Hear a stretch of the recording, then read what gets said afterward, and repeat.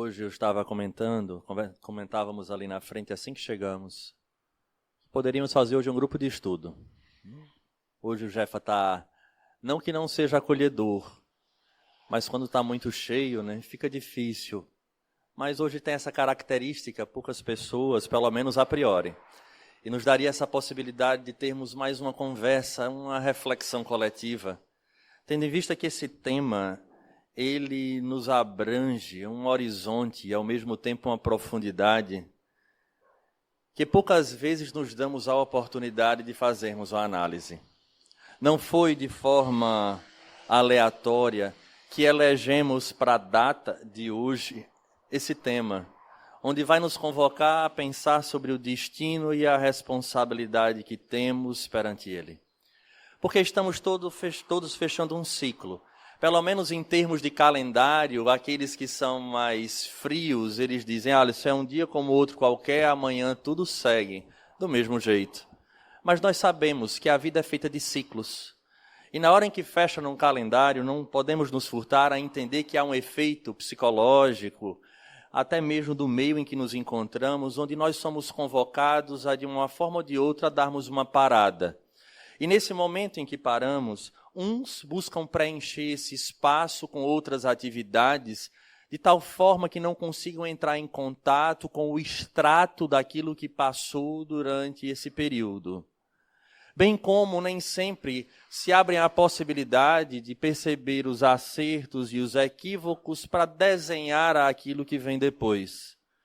Então, para que a gente possa dar esse passo, que acreditamos que a luz da doutrina espírita, quando ela nos fala sobre destino, ela nos auxilia bastante, eu gostaria que nós passássemos primeiro uma rápida revisão, cada um na sua experiência deste 2023, mas dando um passo um pouco mais atrás, porque o 23, de alguma forma, foi o resultado daquilo que fora planejado ao final de 22. E toda vez que nós falamos sobre isso, agora, como disse, vamos pensar no 24. Nós começamos a trazer metas para o próximo ano, mas não estamos lembrados, às vezes, das metas para este ano, para este ciclo. E dentro dessa realidade fazer essa avaliação daquilo que foi traçado ao final de 22, o que é que de fato nós atingimos? E em que aspectos de nossa vida aquilo aconteceu conforme nós planejávamos? Aparentemente essa é uma análise muito simples, mas nós gostaríamos de afirmar que não, que na perspectiva espírita há profundas lições nesse exercício tão simples de se fazer. Planejamos de 2023, de 22 para 23, situações das mais diversas, daquelas que tangenciam a nossa vida de inter-relação, mas o principal eram metas a serem atingidas, sonhos que deveriam ser materializados, concretizados, e que muitas vezes, quando se apresentava diante de nós, olhamos pela perspectiva do destino, que iria se cumprir a tal ponto que eu já sentia isso na minha intimidade, de tal maneira que elenquei e que me esforcei para que de fato acontecesse. Não obstante, raras não serão as surpresas quando percebermos que muitas dessas metas, às vezes materiais, às vezes de inter-relação, seja com os mais próximos ou dentro de uma estrutura familiar, esses panoramas e esses horizontes modificaram de uma maneira que nós não conseguíamos ter controle. Porque é comum nos dias de hoje, como sempre começamos, votos de saúde e paz. Que bom seria, porque desejar é importante, porque aquilo que jogamos para o mundo e plantamos, um dia colheremos. Mas a vida, quando ela se concretiza nesses ciclos de 24 que se repetem formando o nosso calendário, percebemos que nem tudo está de fato dentro daquilo que planejamos. Das rédeas, desse controle que fomos criados achando que tudo de fato, se nós agirmos de uma maneira objetiva, talvez dentro dos nossos arranjos daquilo que desejamos, as coisas aconteçam. Uma doença, por exemplo, pode bater à porta sem pedir licença e de uma hora para outra nos coloca em condições tão difíceis.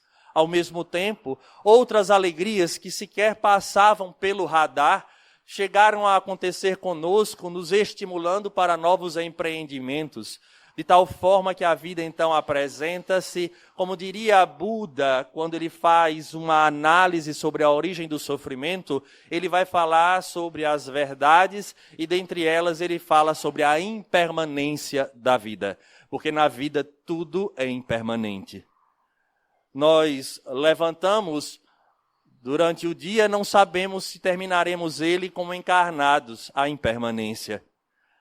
A nossa situação econômica idem e todas as outras que compõem a nossa vida de tal forma que ela se torna quase que uma verdadeira e constante surpresa, mas que muitas vezes nós esquecemos dessa realidade. A doutrina espírita, num conceito que ele avança, ele vem nos trazer, por Joana de Ângeles, um conceito de homem que talvez norteie um pouco o que nós queremos falar em relação a destino. E, acima de tudo, responsabilidade. Quando ela classifica o homem em um ser bio, psíquico, sócio, espiritual. Ela diz que o homem é esse mosaico, um ser bio, psíquico, sócio, espiritual. E para planejarmos, então, esse destino que está por vir agora, que se abre no horizonte de 2024, é interessante entendermos esta escala de uma maneira fatiada, para que entendamos o quanto a doutrina espírita nos tira, ela é um iconoclasta, ela nos tira a figura de ídolos, ela nos tira a condição de determinados mitos, ou, a palavra mais comum, fantasias. Talvez num termo que impacte muitas pessoas, o homem que mais desiludiu o ser humano chama-se Jesus de Nazaré. Há pessoas que se sentem impactadas quando se fala dessa forma a figura de Jesus, mas desiludir é tirar da ilusão e apresentar a verdade. A doutrina espírita, a seu turno, ela tem a mesma característica. Então, uma análise superficial jamais virá do espiritismo.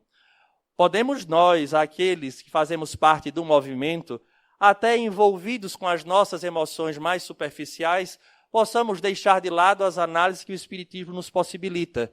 Mas ele em si, em sua essência, nos convoca a essa grande responsabilidade frente a esse destino que se apresenta, não obstante compreendendo que este destino tem uma razão de ser, daí porque o Espiritismo deve ser um divisor de águas em nossas vidas, mesmo quando a gente não consiga agir conforme essa doutrina nos convoca. Por que, Alisson? Porque é nos momentos desafiadores da vida que nós iremos resgatar na nossa intimidade este conhecimento, para aí sim ganharmos prática, para ganharmos o peso da vivência desses valores que um dia farão parte da nossa atitude de forma comum e natural. Ser, então, um ser bio-psico-sócio-espiritual, o primeiro ponto seria as condições biológicas, do qual todos nós precisamos entender que no passo evolutivo nós temos ali algumas heranças que falam dos nossos instintos. Portanto, possamos pensar nesse destino e na responsabilidade. Mas, repito, para chegarmos ao fim dessa nossa análise é preciso nós darmos passo a passo. Então, nessa condição de um ser biológico, nesse processo evolutivo, nós temos características muito marcantes, dentre elas a necessidade, por exemplo, básicas do dormir, do alimentar-se, da reprodução. E nós percebemos que isso veio natural conosco, faz parte deste desenvolvimento. Não obstante, não podemos traçar as nossas metas de destino olhando para um 2024, colocando como meta principal da nossa vida dormir, comer e ter sexo. Mas há pessoas, por incrível que pareça, que se nós formos puxar pela mente, perceberemos que são indivíduos que vivem a vida e parece que estacionaram nessa realidade biológica, como se ela não tivesse nenhuma outra meta. Aqui não vale e nem estamos fazendo nenhum julgamento, mas estamos fazendo uma análise para percebermos o quanto esses elementos somados apresentam-se para nós em forma de destino e qual a nossa responsabilidade neste cenário que se segue. Então, partindo desse princípio, repito, devemos nos manter hoje já um pouco mais despertos em relação a essa condição biológica, é entendermos que temos uma estrutura na qual, segundo os próprios espíritos, devemos cuidar e mantê-la com equilíbrio, porque essa ferramenta orgânica, ela não está aqui para que nós a sirvamos no sentido de dar a ela tudo o que ela deseja. Mas é necessário compreender que ela é a ferramenta pela qual nós atingiremos a meta da nossa experiência atual quanto reencarnados. Sendo assim, eu me torno responsável por este instrumento. Daí eu não posso, em 2024, aderir a determinadas loucuras por conta dos outros fatores que falaremos mais adiante, comprometendo esta estrutura biológica, nem mantendo apenas neste sentido do comer, dormir e fazer sexo, porque até aí, nestes excessos, observaremos alguns prejuízos profundos para o ser que está lá no final, que é o ser espiritual. Mas é, portanto, necessário que nós cuidemos de nós nessa ferramenta. Porque os espíritos nos dizem já de antemão que a maioria de nós encarnados voltamos à pátria espiritual antes do tempo, pelo desgaste que nós promovemos a essa ferramenta. De tal maneira, então, que essa responsabilidade com o corpo físico, num objetivo que as pessoas têm de achar que o espiritual exige a maceração do corpo, ele não é tão importante. Então, por conta disso, eu deixo de lado, eu me descuido, porque agora vivemos um tudo pode. E, na verdade, não é bem por aí. Porque neste complexo responderemos pelo todo, gerando o que nós estamos chamando agora de destino. Saindo dessa etapa apenas do elemento biológico, orgânico, mas no qual ele se soma a um aspecto, né? Eles vão se somando até chegar ao último, a gente vai passar para o segundo momento, esse biopsíquico. Quando fala de psiquismo, então, o homem deu um passo nesse processo evolutivo. Ele sai, de alguma forma, dessa condição dos instintos e agora ele consegue refletir sobre. E é linda essa história, quando nós temos tempo, inclusive, para percebermos que o homem, nesse processo do desenvolvimento psicológico, ele vai perceber, desde lá, as forças extra-humanas da própria natureza. E como trazia na intimidade aquela semente divina, porque, segundo os Espíritos, fomos criados simples e ignorantes, saídos da mão do Criador, observava-se nesses fenômenos uma força extra-humana. Daí, essa condição do pensamento mitológico de criar deuses na busca de explicar aqueles fenômenos que aconteciam conosco, sejam fenômenos felizes ou fenômenos infelizes. É interessante isso, porque esse aspecto psicológico, ele avança em muitas situações. E, indiscutivelmente, vai nos gerar características, em especial do 23 para o 24. Poderíamos fazer essa análise muito mais ampla, talvez partindo até da década de 60, 70, né? Mas vamos deixar aqui restrito a esse período, do final do 22 para esse momento que estamos agora. Porque olhamos para o ser e olhamos para nós próprios e não conseguimos enxergar as nossas características psicológicas frente a essas transformações e aquisições que tivemos. Alisson, seja mais claro. Ora, dentro do bio, nós queremos nos manter vivos e dentro de uma zona de conforto, que não nos perturbe a condição do alimentar-se, dormir e ter o sexo. Mas nessa condição emocional e experimentando, o homem avança agora e ele consegue perceber que não são só as condições materiais que lhe perturbam a paz, mas são situações emocionais de perdas, de desafios. E agora ele centra toda a sua força, vamos dizer, psíquica, em suas necessidades. E aí tornamos o indivíduo agora que, sem se aperceber, apesar dos discursos rotulados de termos que olhar para os outros, mas quase que de inconsciente vem uma regra que eu não sei se acontece entre a realidade de vocês, mas que eu vejo primeiro eu, segundo eu e terceiro eu. Se der no quarto, a gente ainda se encaixa. E depois o outro. Então é interessante que nessa condição psicológica, eu sou até ousado em falar, que a gente vive um processo de um narcisismo até, onde a gente se fecha em nosso mundo e esse indivíduo agora, ele ama a sua autoimagem e aquilo que ele construiu, andando numa superfície, não obstante como todo narcisista, coloquemos aspas, porque aqui não há nenhum diagnóstico coletivo, mas é uma análise, ele sente um verdadeiro vazio existencial. Então observamos indivíduos, muitas vezes, nós próprios, que buscamos preencher e analisar agora e traçar essas metas de 2024 em situações que de fato preencham esses nossos desejos na manutenção daquilo que eu elejo como sendo importante. Alisson, você está querendo dizer com isso que eu não devo fazer planos para 2024? Não, devemos, inclusive traçando metas materiais também, porque nós estamos na Terra. O grande problema é quando falta essa análise, dessa percepção que nós temos dos níveis, nós vamos parar agora no segundo nível, vindo, obviamente, somando a condição biológica. Então eu sou biopsico.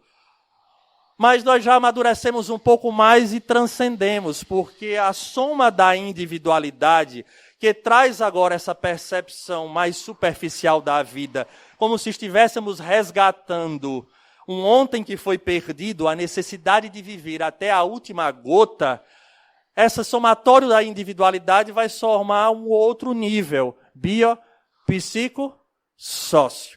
E aí, quando olhamos para a sociedade, perceberemos que, de fato, vivemos um contexto complexo. Mas essa complexidade nada mais é do que fruto da nossa própria complexidade individual. Porque a minha meta talvez seja a meta da outra pessoa e que, ao invés de somarmos, nos tornamos aqueles antigos de outrora, que naquele primeiro pensamento, lá atrás, aquele pensamento arcaico, aquele pensamento mágico, ao invés de eu somar a força e perceber que o outro também tem as suas necessidades, eu entro em conflito para que a minha necessidade seja suprida e o do outro indivíduo não. Então observamos um mundo hoje bastante complexo, porque é como se, segundo Manuel Filomeno de Miranda, as estruturas do edifício psíquico romperam e esse instinto do ser biológico vem à tona, somado com as necessidades do vazio existencial. Então a vida e as relações passaram a ser supérfluas e descartáveis. E não percebemos que esses fenômenos acontecem de forma cíclica. Aqueles que têm a oportunidade de ouvir nos atendimentos fraternos dizem assim: Alisson, não sei que danado é isso, não parece que eu tenho um dedo podre, porque toda vez que eu aponto, dá errado. Só que o problema não é o fato de ter o dedo podre, é porque as nossas referências talvez estejam um pouco ainda limitadas, de tal forma que as metas que nós traçamos de 22 para 23 não atingiram o ser essencial. Porque esta sociedade, repito, torna-se a sociedade dessas metas limitadas, transitórias. E que a gente luta e perde, olha o interessante, perde a condição biológica. Como assim? Eu comprometo a minha saúde em detrimento de metas que foram colocadas por um somatório de indivíduos que agora projetam neste social aquilo que é o ideal para que eu tenha êxito e sucesso. Está difícil planejar 2024. Mas é nesse momento que chega a doutrina espírita. Este último ser, biopsico, sócio espiritual. E aqui está a chave que abrange o todo. Para entendermos, então, de maneira feliz o que é esse projeto que estamos desejando tanto. Primeiro, porque iremos quebrar a barreira de espaço-tempo. É um item fundamental para que a gente compreenda. Foi quando eu disse que a doutrina espírita ela é profunda e ela nos desilude. Por que você está falando em desiludir? Porque é tão bonito quando a gente fala em 2024, no ano que está chegando para a gente traçar a meta, é porque na perspectiva espírita é um pouco diferente. O calendário ele é visto de uma forma distinta. Como assim, Alisson, é distinta? O calendário da doutrina, ele faz com que o indivíduo se perceba como espírito. A partir daí, tudo muda. Toda essa trajetória dele passa a ter uma finalidade diferente. Primeiro, as metas. Vejamos se não. Lembremos de 2022 para 2023. E agora pensemos naqueles que já fizeram as anotações para 24. Quais foram as metas que frequentemente a gente coloca? Todas elas são metas limitadas ao tempo que se apresenta. Como assim, Alisson? Somos limitados à nossa existência. Esse é um ponto fundamental. Como a doutrina espírita ela é genuína no que ela apresenta, como é importante a gente estar na casa espírita sendo relembrado desses fenômenos, porque a vida nos lembrará. E eu vou provar por A mais B que ela nos lembra disso. Por isso que eu digo que ela é uma reserva. Mesmo que a gente passe por aquele portão e diga, mas rapaz, quanta bobagem ele falou. Lá na frente a vida vai trazer algumas situações que aí a gente é remetido àquilo que o Espiritismo trouxe e a gente volta. Se não a casa, volta a lição e resgata para dizer, agora eu entendi o que é que se falava. Porque quando nós traçamos, repito, traçamos para 24, 12 meses à nossa frente. Mas no início conversávamos dessa inconstância que é a vida. A doutrina então nos diz, uma vez sendo espíritos e obedecendo à figura da lei divina, esse calendário agora estende-se pela eternidade, no sentido de que o Espírito vem à Terra para adquirir aquilo que é necessário para a sua plena felicidade, que é a fatalidade.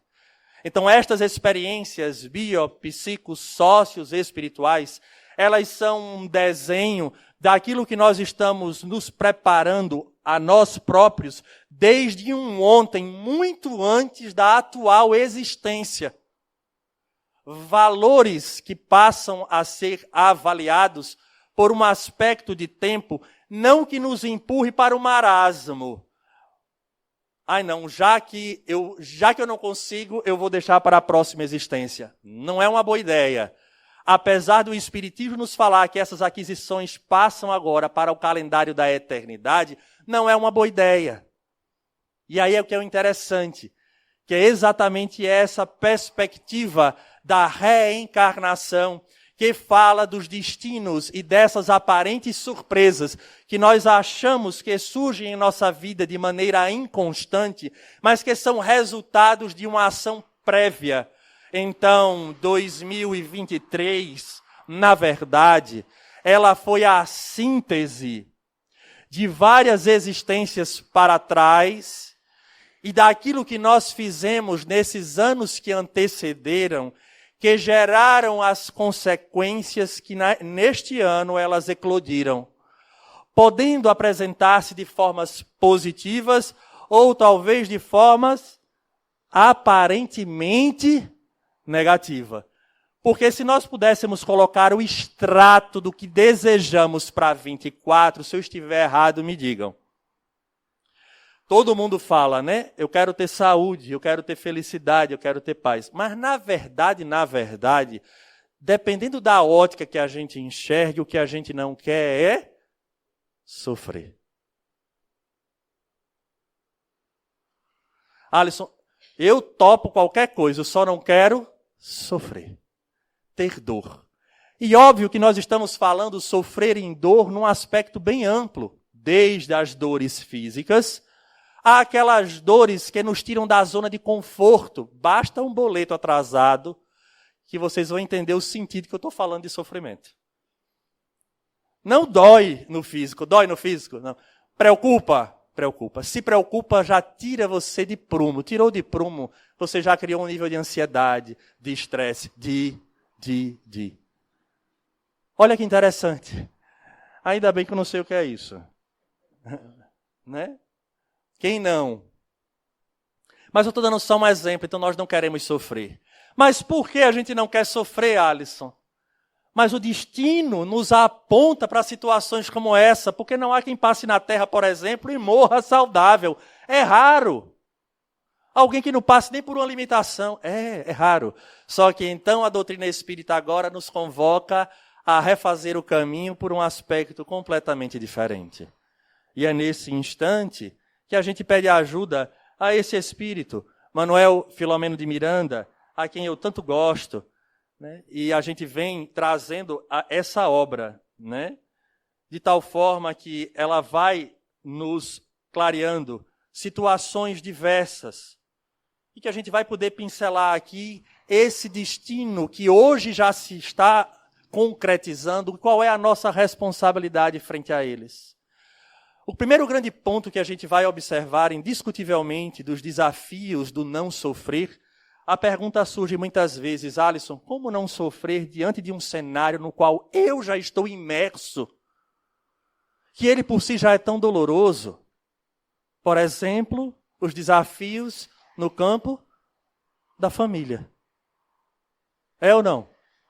Porque as metas que eu traço são de conquistas. Mas eu não pensei em meta nenhuma relacionada à família, a não ser que todo mundo fique bem. E com saúde. Que todo mundo tenha saúde, que todo mundo esteja em paz, mas as metas são raras a gente ver isso. E aí vem a doutrina espírita e vai nos trazer um texto como esse. Imaginem o que ele diz. Pais e filhos, crucificados nas traves invisíveis das enfermidades físicas, psíquicas ou morais, são comparsas dos mesmos delitos, novamente reunidos para a renovação de propósitos, através do ressarcimento dos débitos que ficaram após a morte anterior e que não foram saldados. As leis fomentadoras do progresso reúnem os incursos nos mesmos códigos da justiça e os trazem aos sítios onde delinquiram, de modo que juntos outra vez recomponham a paisagem moral danificada, soerguendo os que ficaram vitimados pela sua tirania ou insensibilidade. Olha a profundidade que o Espiritismo nos traz. Agora vamos desenhar o destino. A doutrina vai dizer que espíritos já viajantes e cansados do tempo somos todos nós. Que já tivemos vínculos tantos outros, e na medida em que esse ser biopsíquico e sócio agiu conforme os próprios desejos, em busca dessas metas que se repetem ciclicamente, que frequentemente estão em posições, em condições melhores, e às vezes o lado moral ficava esquecido, geramos situações conflituosas, dos quais um dia retornamos à pátria verdadeira.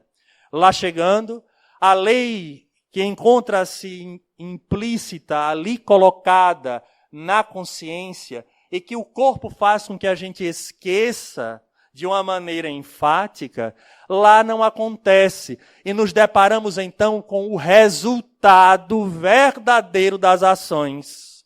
Esse resultado verdadeiro das ações foi o boleto que não foi pago. E o juro que se apresenta. E aquele que bate a porta solicitando com a maquineta divina, dizendo, está na hora. E é nesse momento em que a gente volta para a divindade e diz, dá uma mãozinha, porque está difícil. E aí eles dizem, avaliado a nossa ficha para nos auxiliar a atingirmos a paz que nós próprios quebramos, agora somos encaminhados novamente à terra, vem com a melhor parte. Dividido em N vezes. Não é possível. Eu não podia pagar tudo de vez, não. Nem pense. Porque se dividido o negócio já é problema, imagina se fosse pagar no crédito à vista, que é logo tudo no próximo encarnação. Não vai. Porque tem hora que a gente pergunta onde é que foi que eu assinei. Não é? Normalmente é isso. E aí a gente vem para a terra. Olha o que ele diz. Pais e filhos crucificados nas traves invisíveis do sofrimento. Porque estes pais foram comparsas. Vejamos a profundidade da questão. Então agora o nosso destino foi traçado, só que não foi traçado em 22, nem em 23, porque o calendário divino ele não roda no ciclo dos 12 meses. Eis a beleza da doutrina espírita. Quem acha que reencarnação olha para trás, eu quero dizer a todos vocês que é a maior falácia. Reencarnação fala para frente, porque para trás ninguém muda mais. Vocês querem saber o que vocês fizeram ontem? Olha agora para a família. Olha os desafios dentro desse núcleo familiar. Olha para as velhas tendências que nós temos, que se expressam às vezes no campo dessa coligação psico, sócio, espiritual. Às vezes somos atrelados a condições ainda de uma matéria muito forte, outra de questões emocionais, psíquicas, outra relacionadas a esse contexto coletivo. A vida já nos fala do ontem, não obstante o destino está sendo escrito hoje. É a beleza da doutrina. É esse esforço que ele só acontece de maneira consciente quando o indivíduo compreende essa lei. E a partir daí, agora, ele passa a viver a vida de forma desperta. Porque nesse contexto social, nós somos envolvidos de tal forma a essas nossas experiências pregressas, que nós esquecemos do amanhã, apesar de planejarmos. Veja que paradoxo. Nós planejamos o amanhã e, ao mesmo tempo, esquecemos do amanhã verdadeiro. Porque nós traçamos no limite do nosso calendário, quando a doutrina espírita nos convoca a imediatamente reconstruirmos o destino de uma maneira feliz. Portanto, essa responsabilidade que nos bate à porta, que o Espiritismo, de uma forma peculiar, nos dá, é aquela exatamente que fará com que cada um de nós, ao retornar à pátria espiritual, sintamos na consciência o grito ou o cântico da paz por termos agido de tal forma ao futuro ser aquilo que desejamos. É complexo? Ao mesmo tempo, é simples, porque nós adquirimos. Nós fizemos o destino, aí desce para a terra, cai naquela mesma família de comparsas, de afinidades. Porque quando se fala em afim, a gente pode ser afim pelo lado bom e a gente pode ser afim pelo lado negativo, porque tanto o amor como o ódio vincula. É interessante isso. Aí o indivíduo cresce, aquele homem velho surge e a partir dali ele começa a nova etapa, encontrando-se frente a frente com o seu destino que já foi previamente traçado. Mas, Alisson, foi traçado daquela forma em que Deus determinou? Não. Aquilo ali é irreal. A realidade é que nós fizemos um planejamento reencarnatório. Olha que interessante.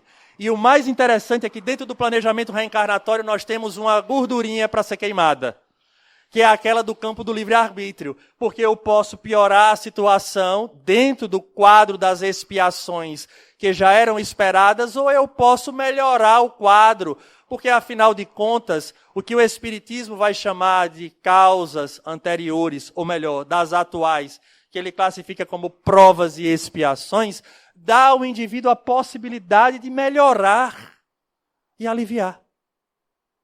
Mas o mais interessante, ou mais necessário para que a gente entenda, é que aqueles fenômenos inconstantes da vida, de altos e baixos, têm duas razões de ser.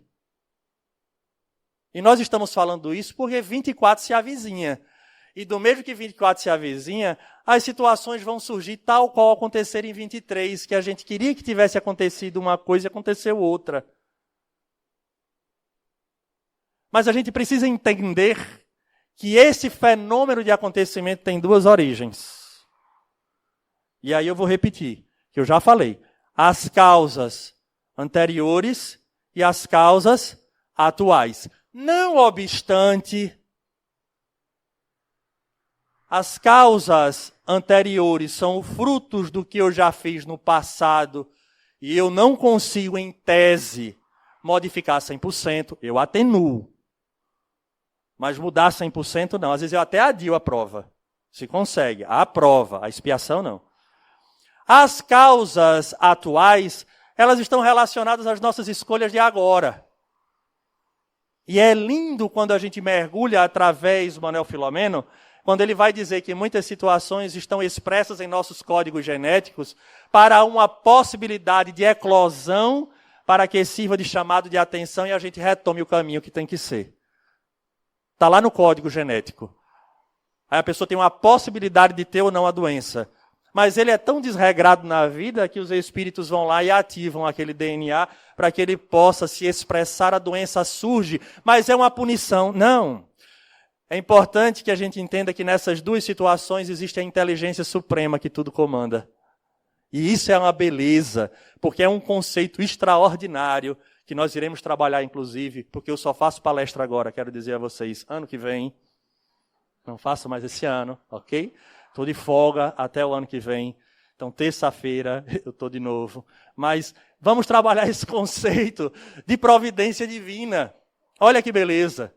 Porque está lá em A Gênese de Kardec, quando ele traz o conceito de providência divina. E aí ele nos dá um conceito que nos coloca numa situação muito difícil na perspectiva espírita. Por quê, Alisson? Porque ele diz assim, a providência divina é a solicitude de Deus para com todas as suas criaturas. Rapaz, é a solicitude de Deus para com todas as suas criaturas. E que ele, de fato, encontra-se nas mínimas coisas. Eu não sei se vocês estão lembrados, mas sinônimo de solicitude é cuidado.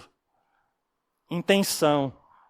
Então, é o cuidado de Deus para com as suas criaturas. Então, peraí, Alisson. Nas causas atuais e nas causas anteriores das minhas dores e dessas situações que eu quero fugir, que é o sofrimento, a providência divina toma conta? Toma. E às vezes não, sempre é Ele que permite, porque a lei é ajustada. Daí a gente dizer que a lei é justa. Porque não é justo só de justiça, ela é justa de ajustada de acordo com aquilo que nós, utilizando da nossa ferramenta do livre arbítrio, nós optamos. Olha que beleza. Então, Alisson, o negócio agora se tornou mais complexo ainda. Não, na verdade é muito simples o destino segundo o Espiritismo. Na hora em que eu observo que o ser que vale não é o ser temporal que está nessa vestimenta, mas é o ser espiritual que transcende a isso, eu agora passo a buscar pautar uma vida pautada nas leis divinas, que são aquelas realmente eternas. Então faz com que eu consiga ajustar o meu passado frente à minha escolha de agora, anulando o mal. Porque eu não preciso obrigatoriamente passar pelo mal. Porque Deus não deseja, de fato, que o seu filho sofra, mas que acima de tudo ele aprenda. Esse é o destino segundo o Espiritismo. Se estamos sofrendo agora, já foi a escolha do ontem. Alisson, o que é que eu faço? Aprenda a lição mais rápido. Porque o objetivo, repito, não é desgastar, não é punir, é que o indivíduo aprenda. E ele restaure o equilíbrio dessa lei divina nele próprio. Eu tenho falado em alguns lugares, e eu lembro muito isso. Quando uma doença se apresenta, dependendo da doença, obviamente, tirando as questões agudas, viróticas, né, como a gente tem uma gripe, uma situação ou outra, elas nunca ou raramente elas aparecem de um dia para o outro. Ele não é um fenômeno agudo, repito, tirando as questões agudas. Mas essas doenças crônicas, elas são um somatório. Ela é um processo que a gente tem de descuido e que lá na frente gera a situação. Não querendo aprofundar do lado espiritual, mas só para que a gente consiga compreender.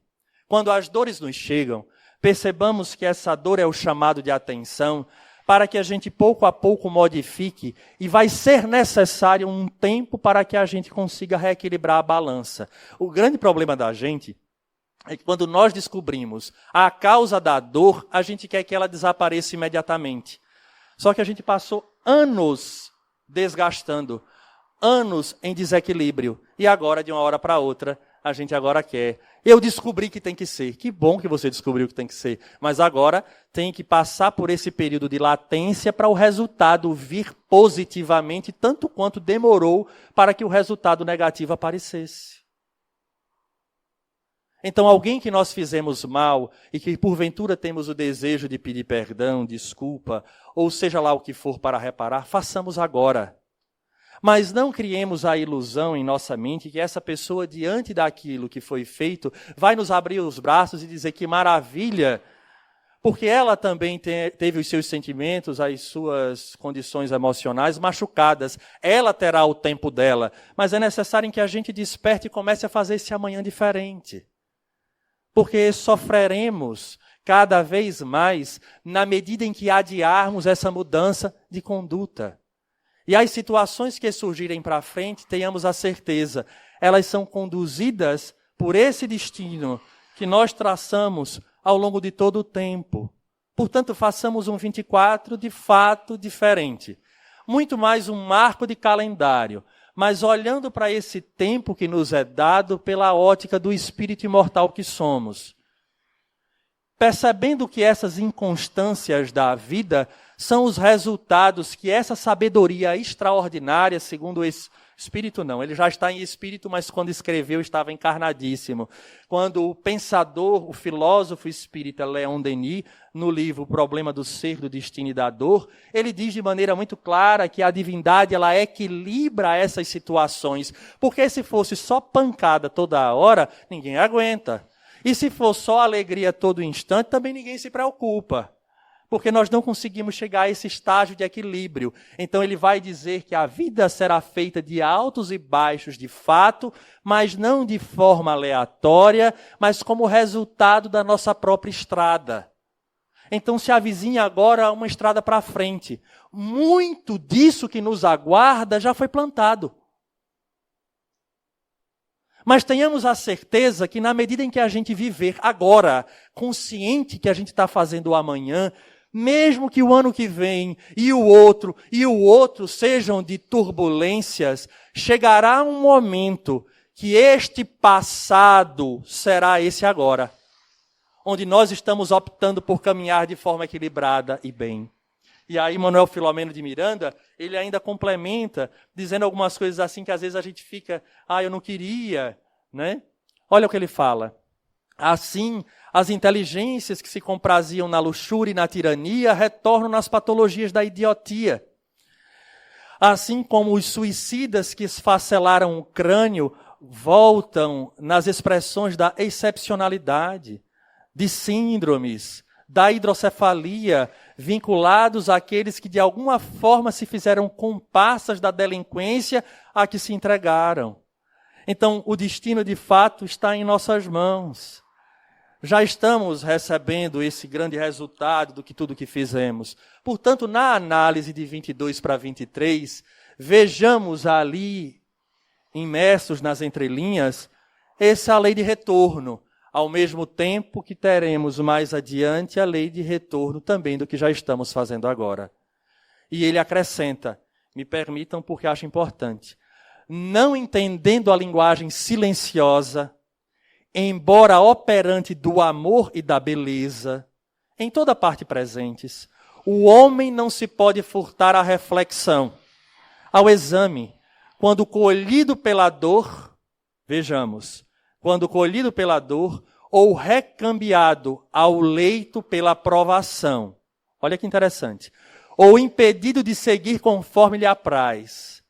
Através da expiação que surge no momento e que menos espera, como a cegueira repentina, a paralisia progressiva, sem aparente causa lógica, a hemiplegia ou a paraplegia, a incapacidade para o matrimônio, a reviravolta econômica, que o leva à escassez de recursos, ou os dramas morais, os tormentos emocionais e psíquicos que estrugem de um para outro momento, alterando completamente a programação estabelecida, ou o curso dos acontecimentos agradáveis no qual se encontrava. Em tudo, porém, se apresenta a providencial sabedoria de Deus, demonstrando a fugacidade da organização física, ante a perenidade da vida em si mesma. Quantas situações realmente não nos acontecem e são fenômenos naturais da vida, mas que partem desta providência divina que não nos enxerga como personalidades. Guardemos isso com carinho. Deus não nos enxerga como a personalidade que somos hoje, mas como espíritos imortais, cuja fatalidade é atingirmos a plenitude de uma forma ou de outra. Nessa perspectiva, então, o seu amor não é um amor parcial, que faz com que nós sejamos atendidos em nossos caprichos, mas ele de fato nos coloca a responsabilidade para que diante do livre-arbítrio e conscientes dessas leis possamos fazer a melhor escolha, tendo em vista que o resultado é igual a cartão de crédito, pessoal e intransferível, de tal maneira que não teremos condições de dizer que fora ele ou que o destino brincou conosco, mas simplesmente ele nos dá de volta, como uma maré que jogamos ao mar alguma coisa e posteriormente ela nos devolve à beira. Assim é a vida, que esse ano que se inicia, possamos dar um passo adiante nessa percepção desse espírito que somos, compreendendo que as nossas sombras geraram as dores que hoje nos afligem, mas que ao mesmo tempo, no momento em que mergulhamos na carne, é a melhor mensagem que Deus nos dá através da sua misericórdia, dando-nos a oportunidade de limparmos a nossa consciência frente aos fenômenos ditos infelizes, mas que são aqueles que representam a nossa libertação do ontem e, acima de tudo, nos dando a pena para escrevermos nessas páginas em branco o futuro que todos nós desejamos, que é um futuro de paz, que é um futuro de alegria, que é um futuro de felicidade e de saúde plena. Isso só acontecerá de fato quando nós entendermos essas leis e acendermos a luz que existe dentro de nós. Por isso o Espiritismo coloca a figura de Jesus como sendo a grande centralidade das nossas vidas, ensinando o atalho que nós tanto procuramos do lado de fora, mas que encontra-se em nossas mãos quando abrimos o Evangelho e percebemos em suas lições que tanto nos dói ler, porque ele de fato nos fala as dores que ainda carregamos. É a incapacidade de perdoar, é a dificuldade de amar, de ceder e de traçar essas metas para o espírito que somos. Repito, é válido, Alisson, traçar essas metas materiais, sim. Nós precisamos de objetivos para que o esforço, o trabalho, essas são situações que nos estimulam. Não obstante, quando compreendemos que somos espíritos imortais e essa lei já está clara para nós, aquilo que vier de baixo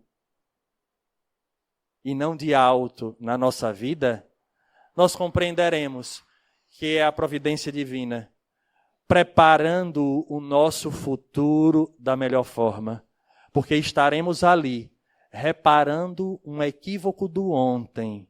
Portanto, o Evangelho diz que a gente deve passar e passar com resignação, com fé e com alegria.